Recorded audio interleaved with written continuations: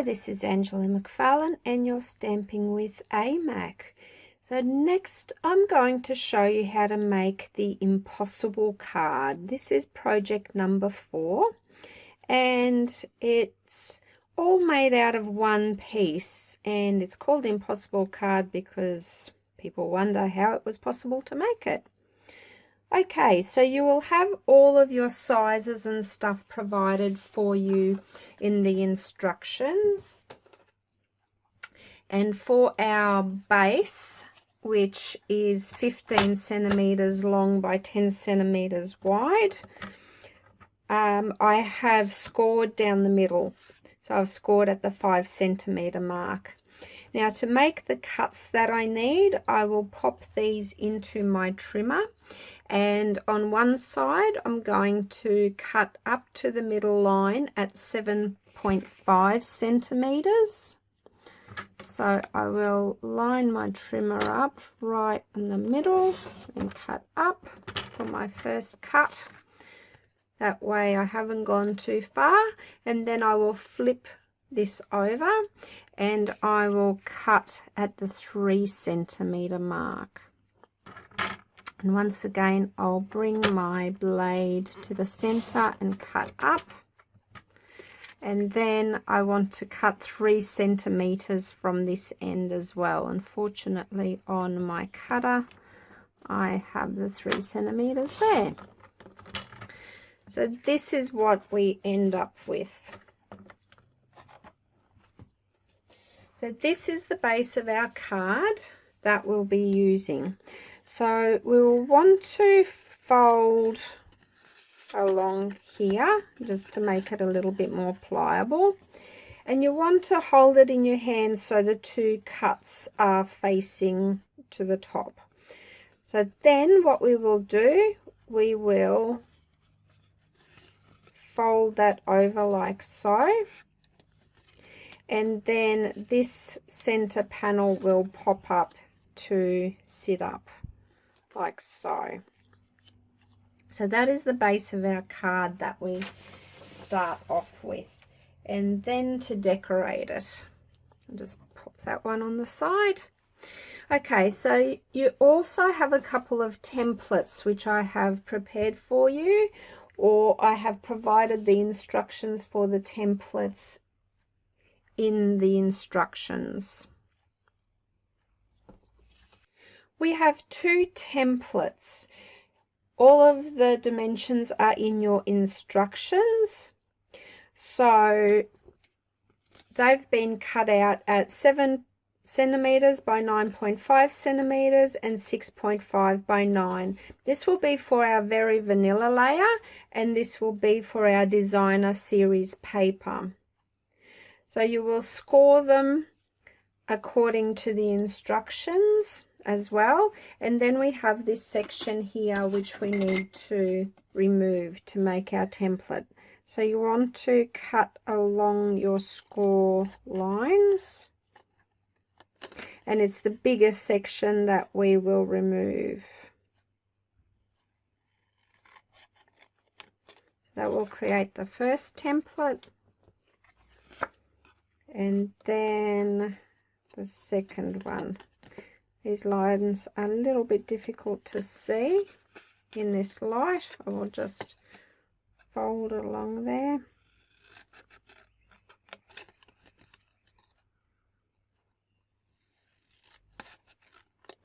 And that's our 2 templates.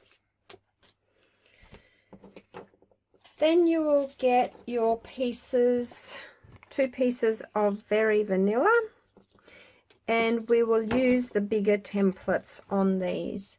So we just sit the templates on top of them and line them up.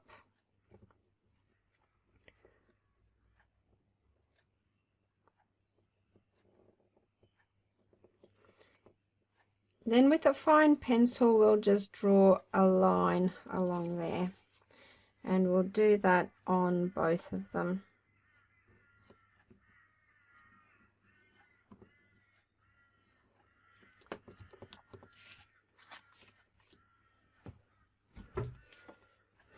Then you can either use your trimmer or scissors to cut this out, depending how confident you're feeling.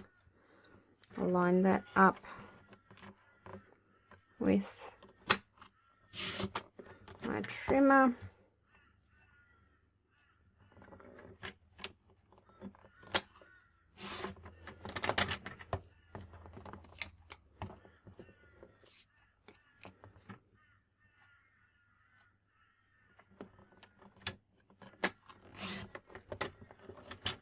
I'm not a very straight cutter, so I would prefer to use my trimmer.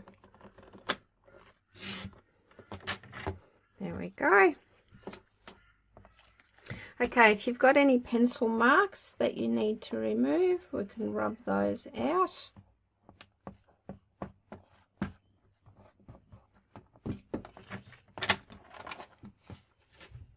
So when we've cut these pieces out, they will go there and there. But before we stick those on, we'll cut out the bits that we need for our designer series paper, which will go onto those as well. So using our second template, template number 2, we will line that up and mark our pencil lines. Just keep in mind, if your designer series paper is a directional one, then be very mindful of where you're marking your lines and make sure that it is going to line up. And then for this one, I'm feeling confident. I'll just use my scissors and I'll cut out these bits.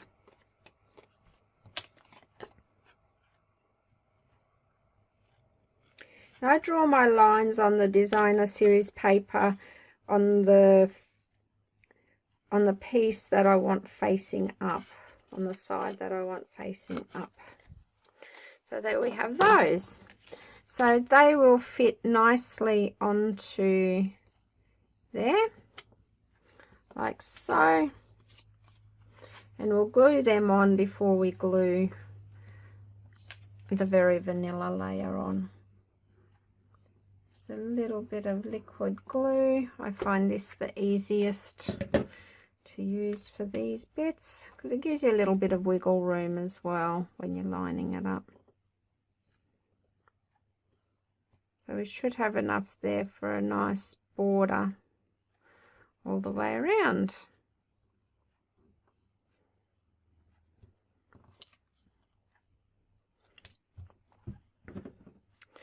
Do the same with the second one.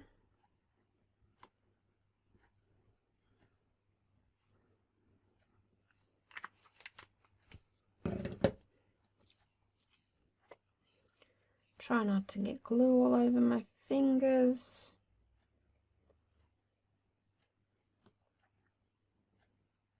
Okay, so now it's starting to come together. Then I'll just pop some glue onto the back of my Very Vanilla layer, onto both of those. And we can then attach these to the card. I'll just fold that over so I can see where I'm going. Pop up, and the same on the other side. So just layering it gives it a little bit of extra dimension to our card as well. So then that is that section done, and because this is quite unstable, we just need a strip that we'll add across the front to stiffen it up a little bit. So once again, all of the sizes are in your instructions, and I've got the 3 layers, and that will go all the way across, full width of the card. And Then I will just layer my Berry Vanilla on there. And I'm having the opposite side of my designer series paper showing, just to create a little bit of contrast on it. So it's the same paper, but I've just flipped over and used the other side. And I've just put my knuckles in the glue on my designer series paper. Okay, I'll unstick myself and attach that. So with these dimensions, I've just allowed enough for borders for all the way around. I would suggest when you go to attach this, if possible, use some grid paper, just so that you know that your card is sitting square, and that way it will be easier to attach.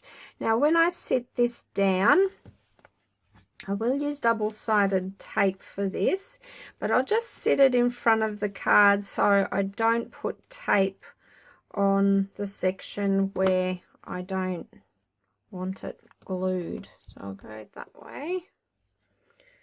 Make sure I steer well clear of my opening, because I definitely don't want any glue there.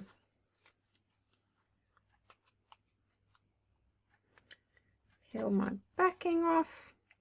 And then also, if you're using the grid paper, you can use it to line up this way as well.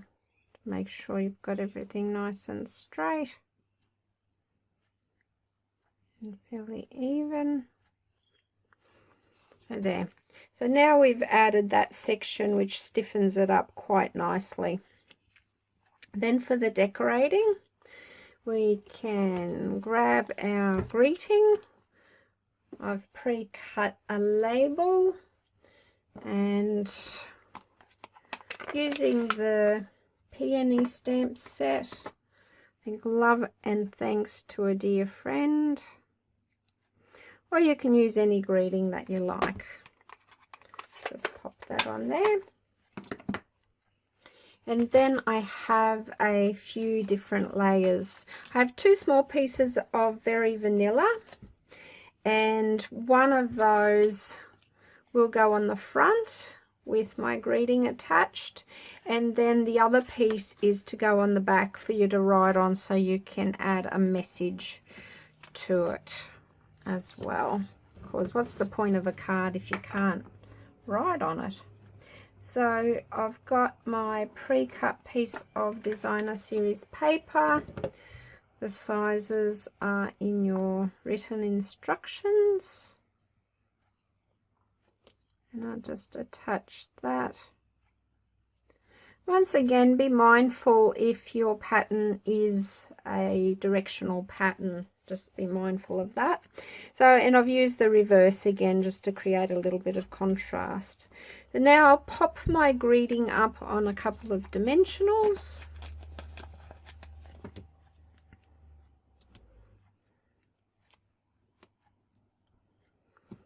And I can attach that to my front central panel.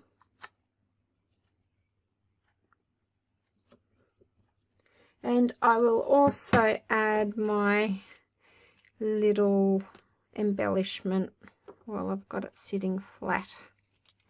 There we go. Then on the back of that, I will add my liquid glue, and can fold that down to attach and center it to the panel. There we go. Okay, and then you can either leave this off and leave it in your envelope and attach it at the end, because I find that will be a lot easier to write on. I would recommend you write on it first and then stick it on.